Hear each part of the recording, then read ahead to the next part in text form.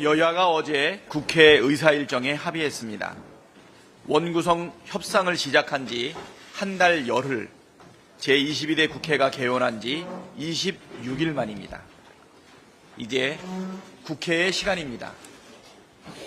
국회가 총선 민심을 받들어 제대로 똑바로 일해야 할 시간입니다. 여야는 우선 오늘 오후에 본회의를 열고 국민의힘 목 국회 부의장과 7개 상임위원장을 선출합니다. 다음 주에는 사흘 동안 정치, 외교, 경제, 교육, 사회 분야 등 대정부 질문을 진행합니다. 8일과 9일에는 국회 교섭단체 대표 연설이 예정돼 있습니다.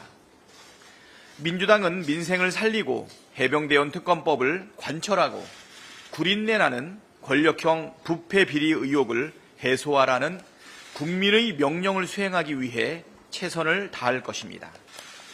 민주당은 이번 임시회에서 눈콧만큼도 나아질 기미가 보이지 않는 윤석열 정권의 무능, 무대책, 무책임과 무도함을 낱낱이 파헤치고 따지겠습니다. 당장 대정부 질문을 통해 순직 해병 수사를 방해하고 은폐한 진짜 주범이 누구인지 국민 앞에 밝히겠습니다. 외압의 장본인과 그 배우가 누구인지 이미 삼척 동자도 알고 있지만 그 구체적 실체를 밝혀내기 위한 모든 노력을 기울이겠습니다.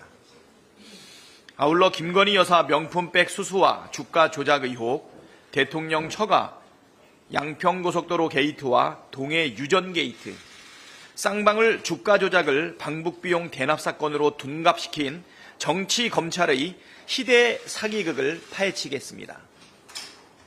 최근 더욱 고조되고 있는 동북아시아 긴장 상황을 해소하고 윤석열 정권의 강경 일변도 대북 정책을 전환할 대안도 제시하겠습니다.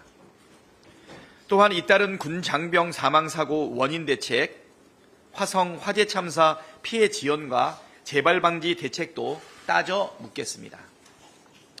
무엇보다 사상 최악의 민생고를 절규하고 있는 국민 고통을 해소할 대안을 찾겠습니다.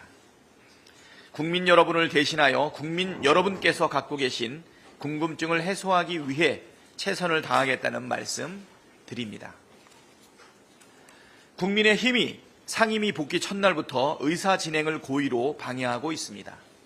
법사위, 국토위, 가방위 등에서 소리 지르고 위협적인 언행으로 개의를 지연시키고 하다 안 되니 집단으로 퇴장하는 구태를 반복했습니다. 밖에서 한 달 동안 불법 파업하더니 안에 들어와서는 태업과 업무방해입니까?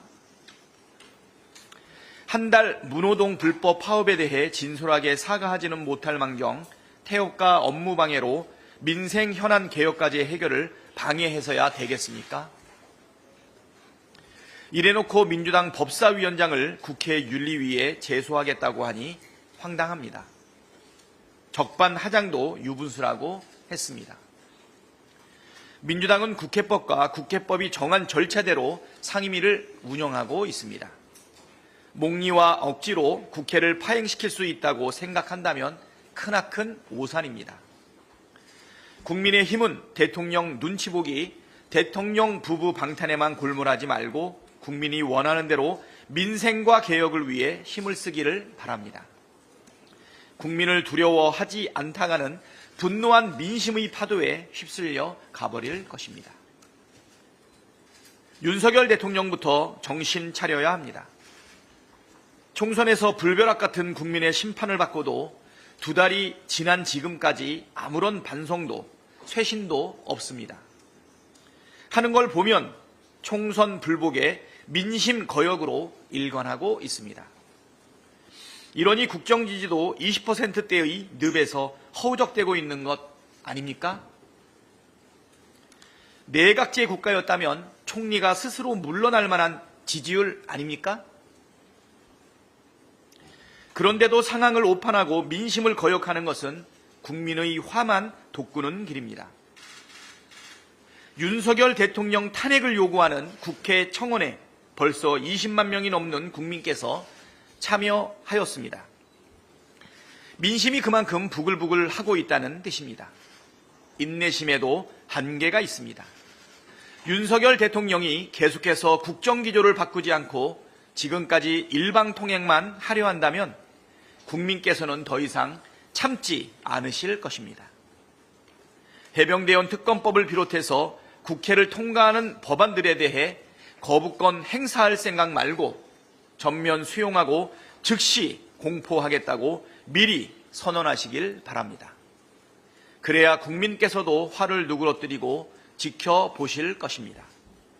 기회를 차버리면서 상황을 더 악화시키지 말기를 바랍니다.